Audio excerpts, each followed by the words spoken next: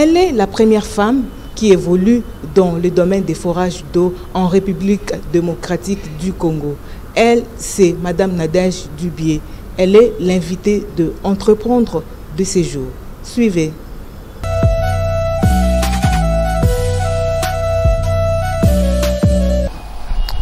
Madame Nadège, bonjour. Bonjour Nadia. Vous êtes patronne de Water Solution. Nous voulons un peu savoir, c'est quoi Water Solution? Water Solution, c'est ma société de forage.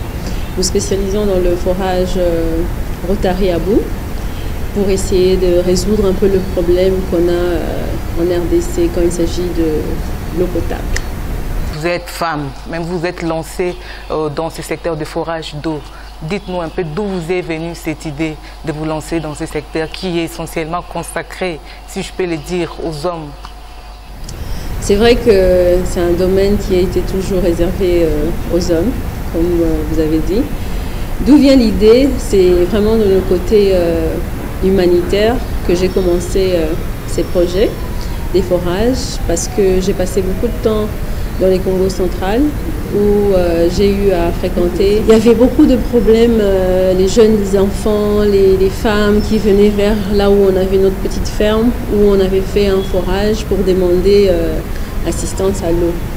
Alors du coup, c'était depuis 2014, à ce temps-là, que j'ai passé beaucoup de temps de l'autre côté, que j'ai vu qu'il y avait vraiment un grand problème de ce côté-là. Et puis on a commencé dans l'humanitaire, là où on a fait quelques forages pour aider la population. Des forages manuels évidemment, parce qu'il n'y a pas aussi l'électricité de ce côté-là, donc on avait fait les forages manuels. Et après ça, on a commencé un peu à aller en dehors des Congo central, aller vers Kinshasa. Et les gens nous sollicitaient énormément. C'est comme ça qu'on a fait le SRLU maintenant, qu'on est société. Ok, d'accord. Comment avez-vous procédé pour mettre en place cette entreprise? Est-ce que l'État vous connaît réellement sur le plan légal? Vous êtes cité? Oui. L'ASBL, on a tous nos documents, l'avis favorable, etc. J'ai eu à faire beaucoup de plaidoyers avec le ministère d'énergie où j'ai fait des manifestations d'intérêt, là où j'ai exprimé notre soutien avec l'État. Et concernant les SRLU, ce qui est la société, on a aussi tous nos documents. La même chose, hein, le statut, identification nationale, numéro d'impôt, RCCM. Ensuite aussi la partie, l'arrêté au niveau du ministère d'énergie et hydraulique pour avoir l'autorisation de travailler dans les secteurs. Bien sûr que le secteur a été libéralisé, c'est-à-dire que les sociétés forage peuvent travailler sans problème. Mais il y a quand même pas mal de procédures à suivre. Comme quoi concrètement? Par exemple, nous étant société, on a la responsabilité d'informer le ministère d'énergie de toute œuvre que nous allons faire. Qui sont les bénéficiaires? Parce que vous savez que la terre, tout ce qui est appartient à l'État congolais. Voilà. Donc si même vous avez fait votre forage, le bénéficiaire est dans l'obligation d'informer le ministère d'énergie hydraulique en leur disant que oui, j'ai fait ça. D'ailleurs, préalablement, il faut demander l'autorisation pour obtenir l'accord de faire ça. Et puis aussi entretenir, faire des études géophysiques qui permet à être sûr que là où on va implanter le forage, c'est le bon endroit, et donner aussi ces coordonnées, tous ces détails-là au ministère. Pour nous, hein. Donc vous êtes en parfaite collaboration? Absolument. Pour nous, oui.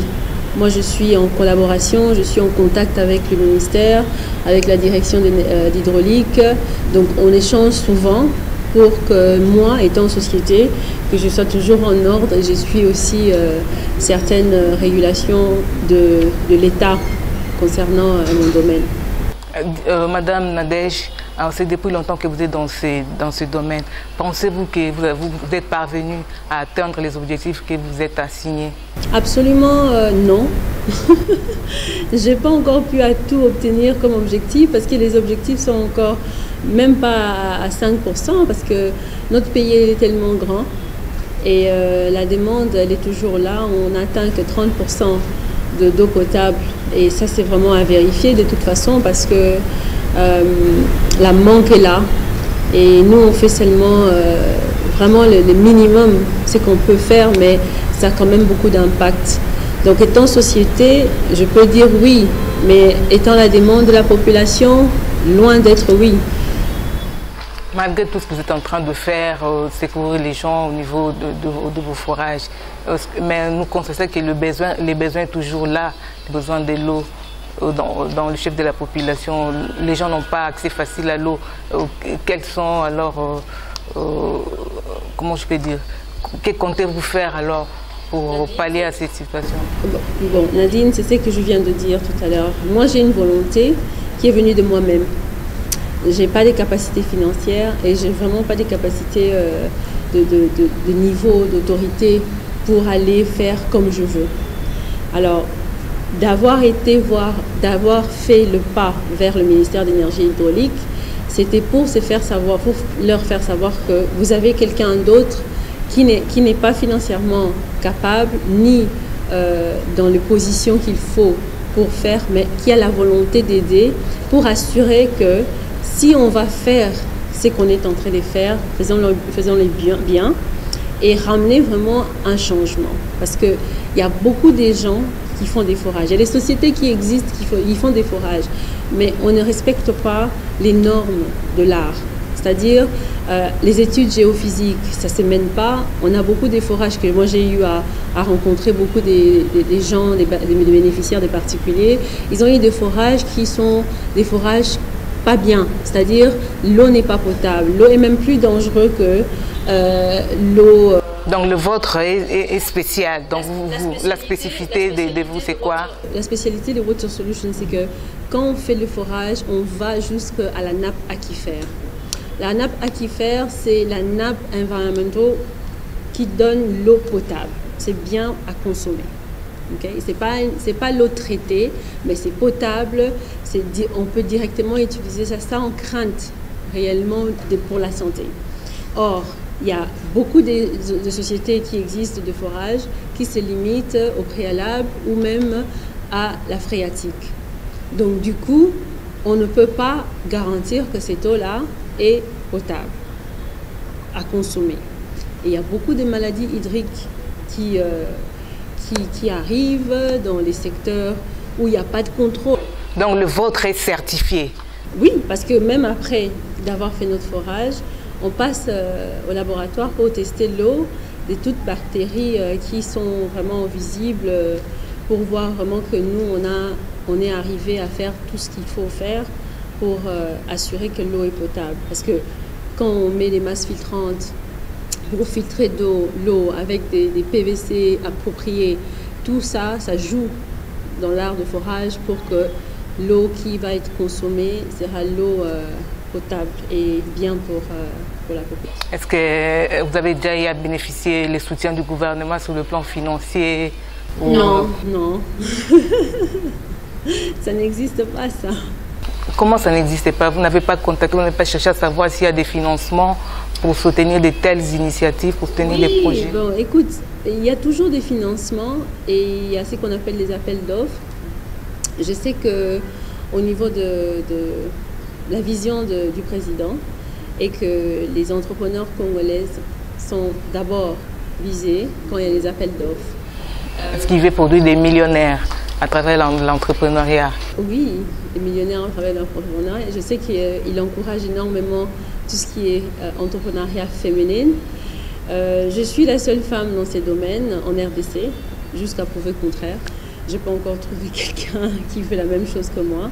J'ai cette volonté, mais comme je dis, je n'ai pas de financement, je n'ai pas de soutien réel directement du gouvernement concernant le souci principal que moi j'ai d'avoir même investi mes propres fonds dans cette société.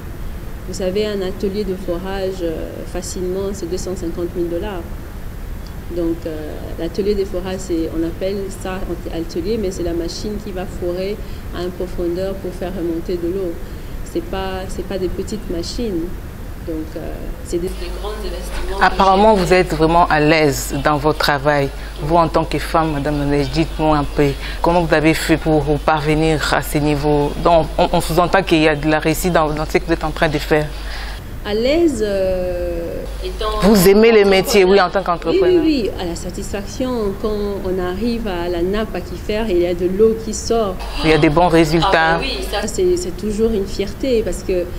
C'est rare hein, de trouver quelqu'un qui est en train d'accepter qu'il y a les bons rendements dans ce qu'il est en train de faire. Oui, le rendement est là, même si j'ai fait que 3 forages l'année. Pour moi, tant que j'ai de l'eau et de l'eau qui est bon et durable, c'est déjà quelque chose de magnifique pour moi.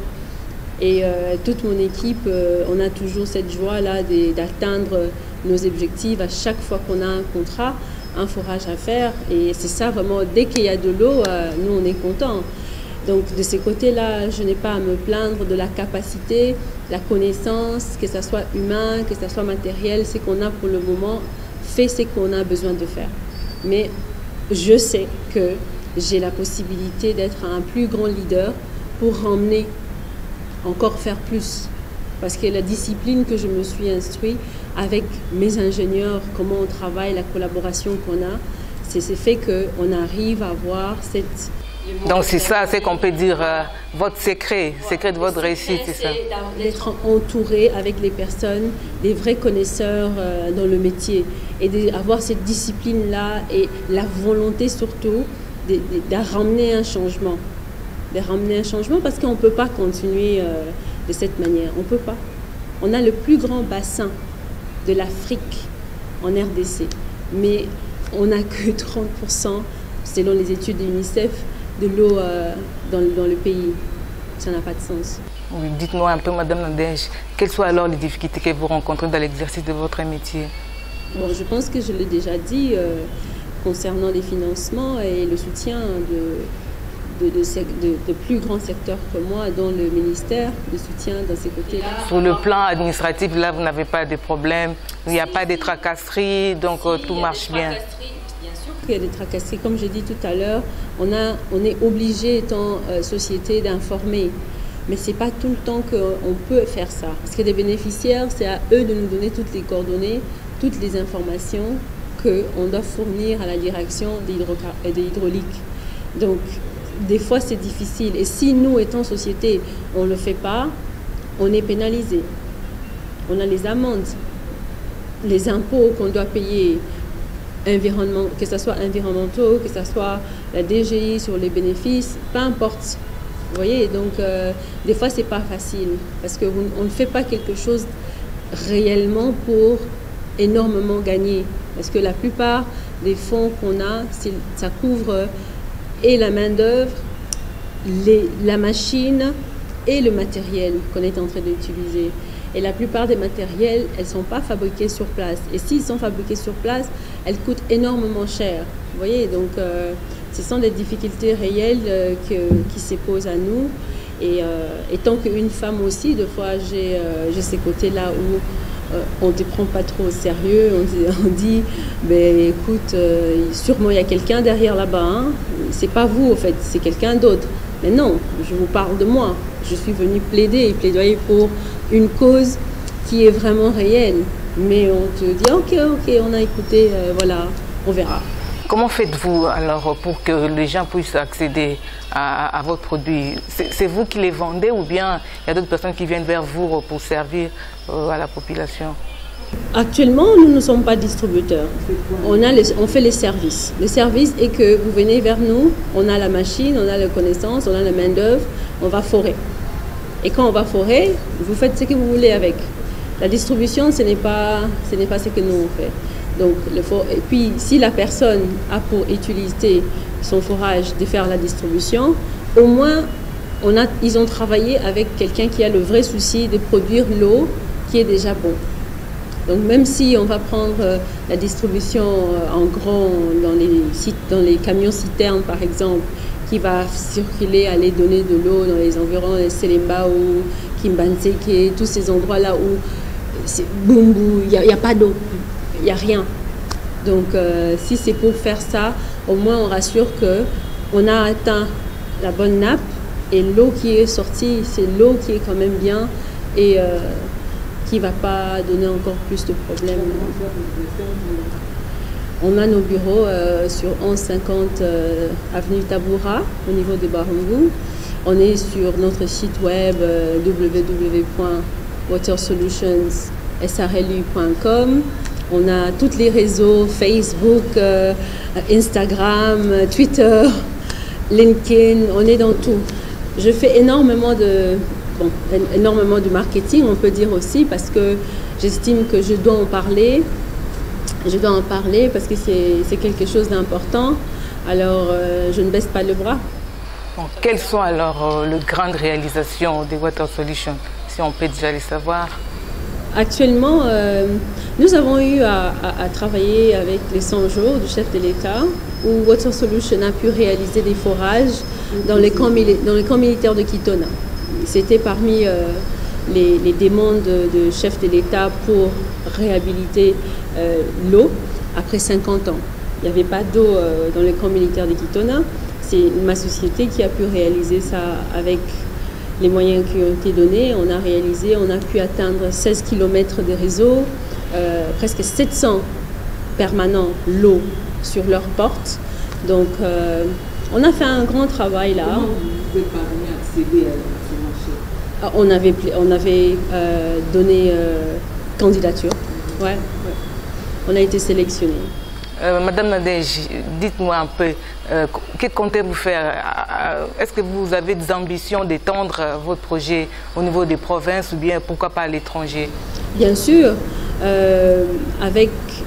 bon, moi, mon souci, c'est d'abord la RDC. C'est bien d'aller... C'est ce que je dis, dans des provinces. Dans les provinces, oui. Comme j'ai dit, on est déjà arrivé au niveau de l'Équateur, on a déjà travaillé au Équateur, on a déjà travaillé au niveau du Congo central et aussi à Kinshasa. J'aimerais bien avoir la possibilité d'aller à l'est du pays, par exemple, là où il y a aussi une grande demande, au niveau du Katanga, là aussi il y a une grande demande. Et actuellement, dans le Kasaï, c'est un grand problème avec le problème du rivière de Kasaï qui a été contaminé.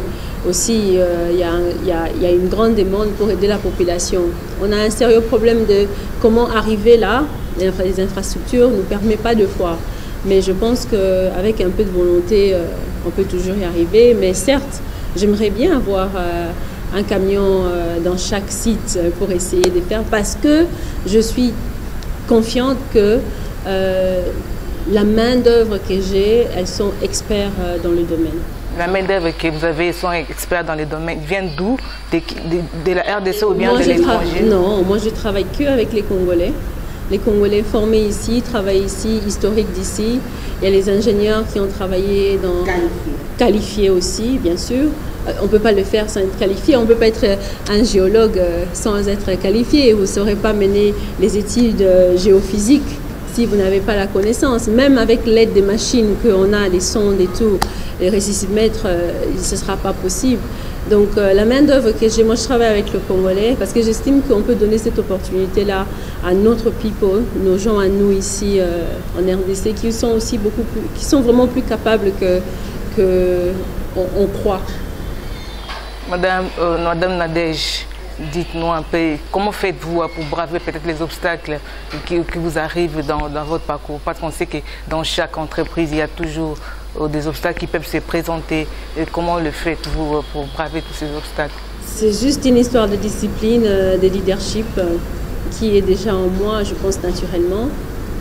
Parce que s'il n'y en avait pas ça, cette discipline-là de mettre d'abord le souci des objectifs en avant, on ne pourrait pas être là. Parce que, par exemple, on va dans les endroits où les infrastructures ne permettent pas, on a une panne, mais on doit absolument arriver là où on doit travailler. Donc, c'est des sacrifices, mais des sacrifices pour moi qui sont bons, qui me donnent l'espoir. Et je ne baisse pas les bras. Je ne baisse pas les bras, je fonce, je fais ce que je dois faire. Est-ce que vous songez aussi à transmettre cette connaissance que vous avez à d'autres jeunes, plus précisément les jeunes filles? Oui, on peut le faire. vous êtes déjà arrivé de les faire? Est-ce que vous êtes déjà sollicité aussi? Jusque-là, non. On n'a pas encore eu à travailler avec des jeunes. Je n'ai pas encore eu à travailler avec des jeunes femmes qui veulent peut-être se lancer dans ce domaine, parce qu'il n'y a pas vraiment grandes personnes qui se sont manifestées. Il y a des intérêts, oui, mais il faut aussi avoir l'intérêt et le suivre jusqu'à la fin. Vous ne pouvez pas m'écrire, dire que oui, madame, j'aimerais bien faire un stage chez vous, mais après, on vous répond, on dit oui, donnez-nous les détails et tout, etc. Et puis il n'y a rien. Vous voyez, en fait, c'est ça le truc. L'entrepreneuriat, ce n'est pas se réveiller un matin et croire que non, je peux entreprendre. Non. C'est beaucoup des efforts, beaucoup de sacrifices, beaucoup de loisirs abandonnés, beaucoup de toi-même qui se laisse pour une cause objective, un plan qu'on doit atteindre. Alors s'il y a une jeune fille, ou bien n'importe quel jeune garçon comme une jeune fille veut se lancer dans ce secteur, quel conseil les prodiguer? Ça dépend. Vous voulez être entrepreneur ou vous voulez faire le forage? Le forage, c'est côté technique. Il faut aller à l'école, il faut étudier ça. Entrepreneur, il faut aussi aller à l'école, il faut étudier le côté entrepreneuriat. Moi, je suis le PDG de ma société, mais je ne suis pas ingénieur géologue. Je ne suis pas. Je sais comment diriger ma main-d'œuvre, mes collègues, mes travailleurs à obtenir les résultats. Vous voyez, donc, comme vous êtes journaliste, oui, le coaching, je pense que le directeur de la chaîne n'est pas peut-être journaliste, mais... le vôtre, les journalistes, mais ce n'est pas tous les directeurs qui sont des journalistes, mais ce sont des leaders qui vont vous encadrer à obtenir des interviews, que tout marche, vous voyez, et arriver à obtenir ça. Donc, moi, j'ai toujours dit, un de mes ingénieurs, je lui dis toujours, vous n'avez pas besoin de moi, vous pouvez travailler, madame, sans vous, ça ne va pas aller, il faut que vous soyez là. Elle dit, non, les documents là que vous êtes en train de regarder, ça n'a rien à voir avec moi.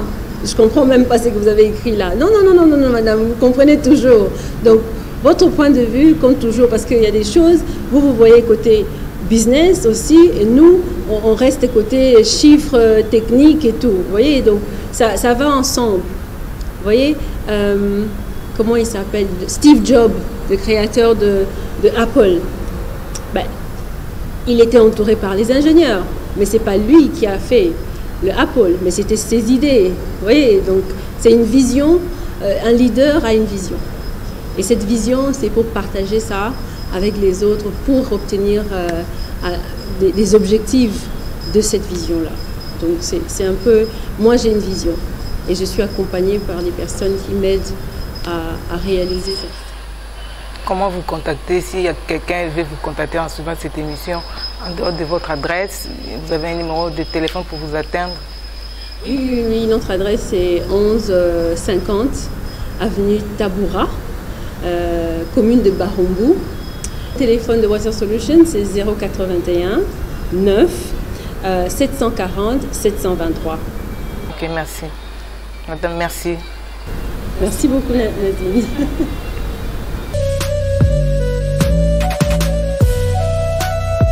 Vous avez tous compris que entreprendre touche à sa fin. Prenons rendez-vous pour un prochain numéro.